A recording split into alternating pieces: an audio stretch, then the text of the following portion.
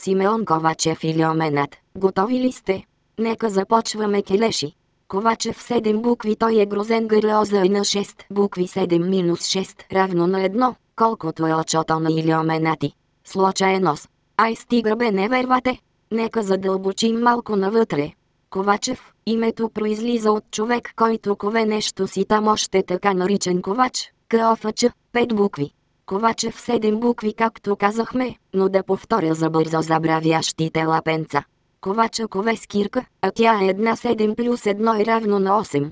Симеон има 6 букви в думата, 8 плюс 6 е равно на 14.